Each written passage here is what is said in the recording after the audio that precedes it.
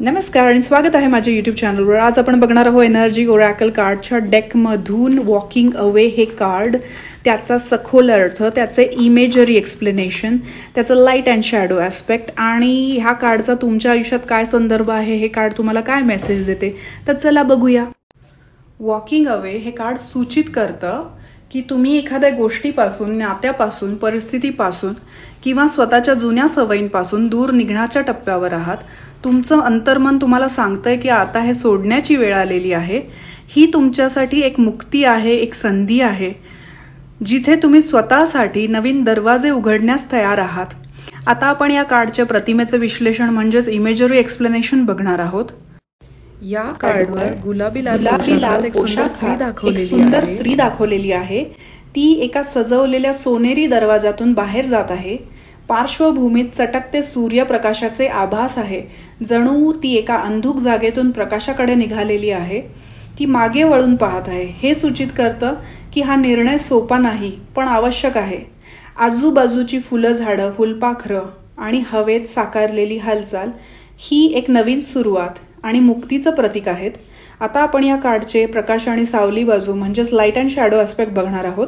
जेव्हा तुम्ही card spread करता किंवा डेक शफल करता आणि कार्ड अपराईट येते, सरळ येते, तेव्हा हे प्रकाश बाजू म्हणजे सकारात्मक पैलू दर्शवते। तर हे काय सांगते?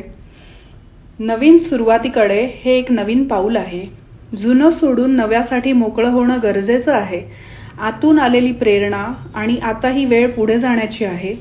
तर आतून आलेल्या प्रेरणा ऐकायच्या आहेत, अंतर्मनाचा आवाज ऐकायचा आहे आणि पुढे जायचं आहे, मूव्ह ऑन करायचं आहे लाईफमध्ये। स्वतःच्या स्वातंत्र्यासाठी नकारात्मकतेपासून माघार घेणं आणि निघून जाणं गरजेचं आहे। Walking away is important. He card जेव्हा रिव्हर्स्ड येते तेव्हा त्याचा काय अर्थ येतो हे आपण बघणार आहोत। हा शॅडो ॲस्पेक्ट म्हणजे सावली पैलू, नकारात्मक पैलू दर्शवतो। जेव्हा हे कार्ड रिव्हर्स्ड येते तेव्हा हे दर्शवते कुठेतरी तुम्ही अडकल्यासारखे आहात, पण निघून जायची तुम्हाला भीती वाटत आहे। स्वतःचं नुकसान होत असतानाही तुम्ही परिस्थितीत टिकून आहात, अडकून आहात। तुमच्यामध्ये आत्मसंयमाची कमतरता आहे किंवा चुकीच्या नात्यांशी बांधिलकी आहे। कुठेतरी तुम्ही को डिपेंडंट टॉक्सिक रिलेशनशिपमध्ये आहात, म्हणजे तुम्हाला चुकीच्या नात्यांची बांधिलकी आहे। वेळ आली आहे की ती भीती ओळखण्याची आणि प्रेमाने स्वतःसाठी निर्णय घेण्याची की आपलं भलं वॉकिंग अवे, मूव्हिंग ऑन मध्ये आहे, ना की तिथेच त्या टॉक्सिक रिलेशनमध्ये अडकून राहण्यामध्ये। या कार्डचा तुमच्या आयुष्यामध्ये काय संदर्भ आहे हे आता आपण बघणार आहोत। जर तुम्ही सध्या अशा नात्यात किंवा अशा ठिकाणी असाल जिथे तुमचं मन, मनःशांती आणि स्वप्न दडपली जात आहेत, तर हे कार्ड तुम्हाला एक सशक्ततेचा संदेश देत आहे की हे नातं, ही भूमिका, हे काम आता तुमच्यासाठी नाही। तुमचं अंतर्मन तुम्हाला नव्या दिशेने जायला सांगतंय।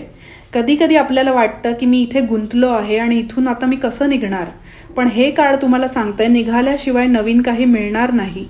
या कार्डमधून आपल्याला काय संदेश मिळतो? जुनं सोडल्याशिवाय नवीन कसलाच उगम होत नाही। तुम्ही जेव्हा स्वतःसाठी उभं राहता तेव्हाच आयुष्य तुमच्यासाठी उभं राहतं। तुमच्या आत्म्याचं सत्य ऐका आणि धाडसाने त्या दिशेने पहिलं पाऊल टाका। या डेकच्या ऑथर सँड्रा अँड टेलर यांनी प्रत्येक कार्डासोबत ॲफर्मेशन दिलेलं आहे। तर काय करायचंय? आरशासमोर उभं राहायचंय, स्वतःच्या डोळ्यात बघून मोठ्याने ॲफर्मेशन म्हणायचंय। तर आधी इंग्लिशमध्ये आणि नंतर मराठीमध्ये ॲफर्मेशन सांगणार आहे।